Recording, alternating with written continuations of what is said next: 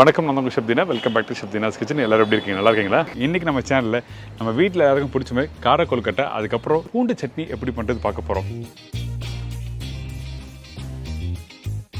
அரிசி மாவு 300 கிராம், கடலைப்பருப்பு 1 டேபிள் ஸ்பூன், உளுத்தம்பருப்பு 1 டேபிள் ஸ்பூன், வேக வச்ச பாசிப்பருப்பு 2 டேபிள் ஸ்பூன், தேங்காய் திருவியது அப்படி இல்லைன்னா பொடிசு நறுக்கியது 3-4 டேபிள் ஸ்பூன், முந்திரி பருப்பு 10-15 நம்பர், வேர்க்கடலை 2 டேபிள் ஸ்பூன், காய்ந்த மிளகாய் 6-8 நம்பர், கருவேப்பிலை சிறிதளவு, கொத்தமல்லி தேவையான அளவு, பெருங்காயம் 1/4 டீஸ்பூன், கடுகு 1/4 டீஸ்பூன், உப்பு தேவைக்கேற்ற, நல்லெண்ணெய் தாளிப்புக்கு தேவையான அளவு. இதாங்க இந்த ப்ரிப்பரேஷன் தேவையான பொருட்கள். இந்த கார கொழுக்கட்டைக்கு நம்ம என்ன பண்ண போகிறோம்னா, நீங்கள் நார்மலாக வீட்டில் பண்ணும்போது மாவை பிசைஞ்சிட்டு அதுக்கப்புறம் தாளித்து கொட்டி நல்லா மிக்ஸ் பண்ணுவீங்க. அப்படி பண்ணாமல் இந்த மெத்தடில் பண்ணால் சூப்பராக இருக்கும். ஏங்கிட்டனா கொழுக்கட்டை நீங்கள் ப்ரிப்பரேஷன் முடித்த பிறகு கொஞ்சம் ஹார்டாகும்ல, அந்த மாதிரி ப்ராப்ளம் வராமல் பண்ணுறதுக்கு இந்த மெத்தடில் ட்ரை பண்ணுங்கள். ரொம்ப நல்லாயிருக்கும், சாஃப்டாக இருக்கும். அதுக்கு கடாயில் தேவையான அளவுக்கு எண்ணெய் ஊற்றிருக்கேன். அதாவது தாளிப்புக்கு தேவையான அளவு எண்ணெய் கொஞ்சம் லைட்டாக சூடாகிற டைமில் நம்மக்கிட்ட இருக்க இந்த கடுகு, கடலைப்பருப்பு, உளுத்தம்பருப்பு தாளிப்பை போடுறோம். இந்த கடலைப்பருப்பு, உளுத்தம்பருப்பு, முந்திரி, வேர்க்கடலை வறுக்கிற டைமில் மீடியமான ஃப்ளேமில் வச்சு வறுக்கணும். ஏங்கிட்டனா அப்போ தான் சாப்பிடும்போது கொஞ்சம் அந்த கடக்கு முடக்குன்னு இருக்கும், சாப்பிட்றதுக்கு நல்லாயிருக்கும். பச்சை வேர்க்கடலை போடல, வறுத்த வேர்க்கடலை தான் போட்டிருக்கேன் இந்த இடத்துல. ஏங்கிட்டனா வேர்க்கடலை வறுக்கிறதுக்கு டைம் எடுக்கும், அதனால தான் வறுத்த வேர்க்கடலை டேரெக்டாக போட்டிருக்கோம். அதே டைமில் காஞ்ச மிளகாய் போடுறோம். காஞ்ச மிளகாய் உடச்சி போடுங்க.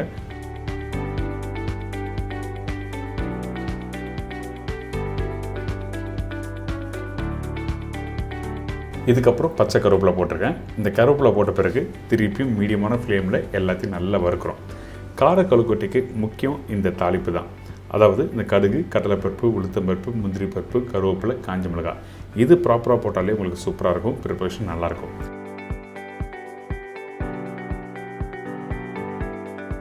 இதுக்கு பிறகு பெருங்காயம், வேக வச்ச பாசிப்பருப்பு போட்டிருக்கோம். இந்த பாசி பருப்பு எதுக்காக இந்த இடத்துல யூஸ் பண்ணுறதுன்னா, அந்த சாஃப்ட்னஸ் கொடுக்கும், அந்த மாய்ஸ்டர் கண்டென்ட் இருக்கும். அதனால தான் இந்த பாசி பருப்பு இதில் போட்டிருக்கோம். அதுக்கு பிறகு தேங்காய் நல்லா பொடிசாக கட் பண்ணி போடலாம். அதே டைமில் திருவண்ண தேங்காயும் போட்டுக்கலாம். இதெல்லாம் போட்ட பிறகு நல்லா மிக்ஸ் பண்ணுங்கள். மிக்ஸ் பண்ணி முடித்த பிறகு தண்ணி ஊற்றுறோம். தண்ணி எப்பவும் போல தான் இருந்தாலும் ரேஷியோ சொல்கிறேன். 1 கப் அரிசி மாவுக்கு 1.5 கப் அளவுக்கு தண்ணி ஊற்றிருக்கேன். இதுதான் ரேஷியோ. எந்த ஒரு கொழுக்கட்டை பண்ணாலும் கரெக்டான மெத்தடில் இதே மாதிரி பண்ணாங்க, நல்லாயிருக்கும். இதுக்கப்புறம் உப்பு தேவையான அளவு போட்டிருக்கோம்.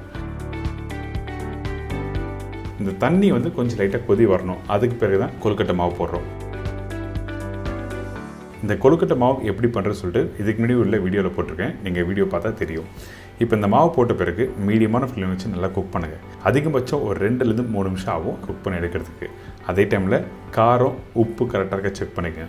உப்பு நீங்கள் போடும்போது தண்ணி கொதிக்கும் போது போட்டால் தான் உங்களுக்கு கரெக்டாக இருக்கும்.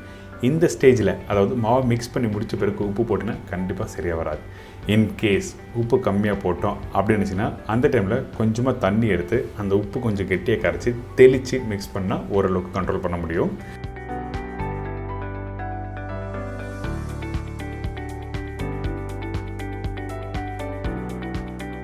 அந்த மாவு பாருங்கள், கையில் எடுத்துனா ஒட்டாத பக்குவத்தில் கரெக்டாக இருக்கும். உப்புமா எப்படி பண்ணுவீங்க அதே மாதிரி கான்செப்டில் தான் இருக்கணும். கையில் ஒட்டாமல் கரெக்டாக வந்திருக்கா, இதே மாதிரி தான் இருக்கணும்.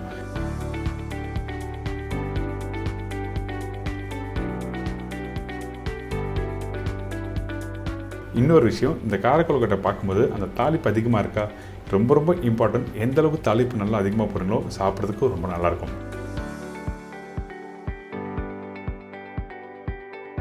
இப்போது நம்ம என்ன பண்ணுறோன்னா அப்படியே ரவுண்டாக பிடிச்சி ஸ்டீம் பண்ண வேண்டியதுதான்.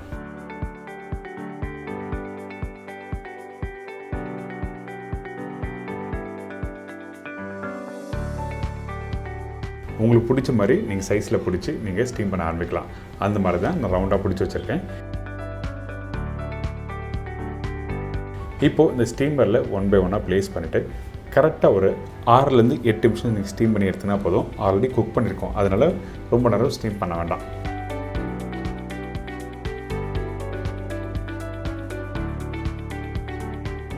இப்போ ஒரு மூடி போட்டு ஓப்பன் பண்ணிங்கன்னா கார கொழுக்கட்டை ரெடி.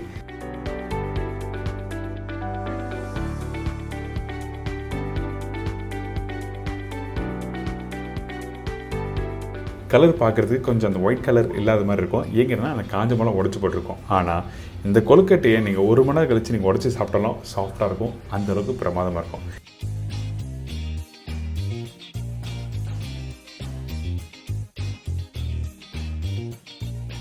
இதை தொடர்ந்து பூண்டு சட்னி எப்படி பண்ணுறது பார்க்க போகிறோம்.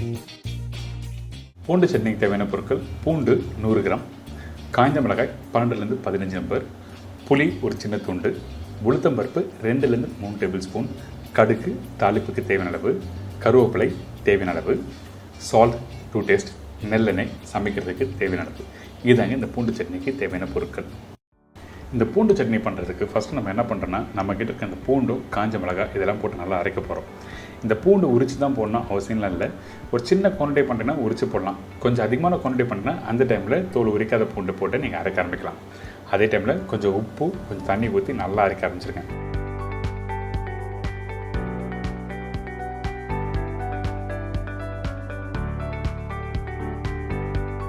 இந்த மாதிரி அரைஞ்சி வர டைமில் நம்ம என்ன பண்ணுறோம், கொஞ்சம் புளி சேர்க்க போகிறோம். அதுக்கு முன்னாடி எப்படி அரைஞ்சிருக்கு பாருங்க. இந்த மாதிரி ஓரளவுக்கு நல்லா அரைஞ்சி வந்துருக்கணும். அதனால் அதிகமான தண்ணி ஊற்றி அரைக்க வேண்டாம். ஃபஸ்ட்டு கொஞ்சமாக ஊற்றி நல்லா அரைச்சிருங்க. இதுக்கு பிறகு கொஞ்சம் புளி போட்டிருக்கேன். இந்த புளி முக்கியம், ரொம்ப இம்பார்ட்டன்ட். எதுக்காக கேட்டிங்கன்னா, கொஞ்சம் காரம் இருக்க இடத்துல கொஞ்சோண்டு புளி போட்டோன்னா உங்களுக்கு அந்த டேஸ்ட் நல்லா எடுத்து கொடுக்கும். அந்த புளிப்புத்தன்மை, பூண்டு, காரம் இது எல்லாமே சேர்த்து சாப்பிடும்போது அருமையாக இருக்கும். இப்போ நல்லா ஃபைன் பேஸ்ட்டாக அரைச்சாச்சா? ஃபைன் பேஸ்ட்னால் ஒரு 90% அளவுக்கு அரைச்சிருக்கலாம்.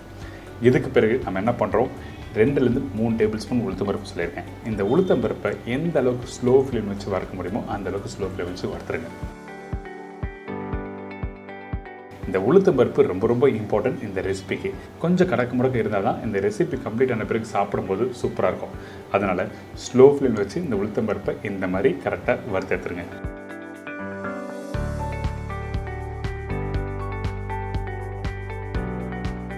இதுக்கு பிறகு நம்ம என்ன பண்ணுறோம், இதை அரைக்க போகிறோம். அரைக்கிற பக்குவம் என்ன கேட்டிங்கன்னா, கரெக்டாக ஒரு 80 to 90% அளவுக்கு அரைச்சிக்கணும். ஃபைன் பவுடரை அரைச்சிருக்கக்கூடாது. ஃபைன் பவுடரை அரைச்சின்னா சாப்பிடும்போது மாவு மாதிரி போயிடும். அதனால் கொஞ்சம் குறைன்னு இருக்கணும்.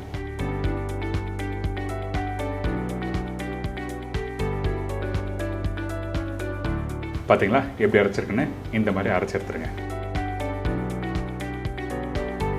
அடுத்து நம்ம என்ன பண்ண போகிறோம்னா, ஒரு கடாயில் எண்ணெய். இந்த ரெசிபிக்கு இன்னொரு இன்க்ரீடியன்ஸ் ரொம்ப ரொம்ப இம்பார்ட்டன்ட், நெல்லெண்ணெய். நெல்லெண்ணெய் கொஞ்சம் தாராளமாக ஊற்றுங்க. அப்போ தான் உங்களுக்கு கெட்டு போகாமல் அப்படி இருக்கும் குக் பண்ணி முடித்த பிறகு. ஸோ இந்த ரெசிபிக்கு ரீஃபைண்ட் ஆயில் யூஸ் பண்ணலாமல் கேட்டோம்னா என்னோடய சஜஷன் ரீஃபைண்ட் ஆயில் வேண்டாம், வேறு நல்லெண்ணெய் மட்டும் தான் யூஸ் பண்ணணும். கடுகு தாளிப்பாக போட்டிருக்கேன், கொஞ்சம் பச்சை கருவேப்பிலை, காஞ்ச மிளகாய், வறுத்து பவுடர் பண்ணி வச்சுருக்கேன் இந்த உளுத்தம்பருப்பு. இதை போட்ட பிறகு ஸ்லோ ஃப்ளேமில் திருப்பி வறுக்க ஆரம்பிக்கிறோம். இந்த இடத்துல கொஞ்சம் லைட்டாக அந்த கோல்டன் ப்ரௌன் கலர் வரும் பார்த்தீங்களா? அந்த டைமில் அரைச்சி வச்சுருக்க அந்த பூண்டை இதில் போட போகிறோம். அதனால் இங்கே பாருங்கள், இந்த அளவுக்கு கரெக்டாக குக் பண்ணி எடுத்துருங்க இந்த உளுத்தம்பருப்பை.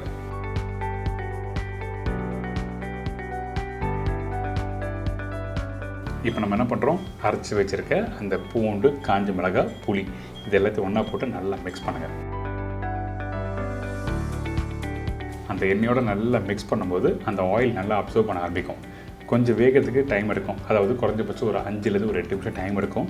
அதே டைமில் ரொம்ப கெட்டியாக வச்சு குக் பண்ணால் கொஞ்சம் கஷ்டமாக இருக்கும். அது என்ன கேட்டிங்கன்னா, அந்த கெட்டியான இந்த சட்னி வந்து மேலே தெளிக்க ஆரம்பிக்கும். அதனால் கொஞ்சமாக தண்ணி ஊற்றி குக் பண்ண ஆரம்பிங்க.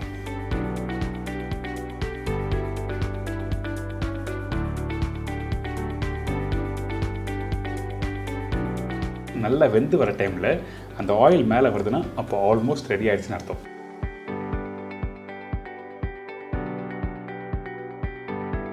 இப்போ நம்ம என்ன பண்ணுறோம், கடைசியாக இன்னும் கொஞ்சம் நல்லெண்ணெய் ஊற்றி திருப்பி ஒரு 2 நிமிஷம் நல்லா குக் பண்ணிட்டு அதுக்கப்புறம் எடுத்து வச்சிங்கன்னா சூப்பராக இருக்கும் இந்த பூண்டு சட்னி.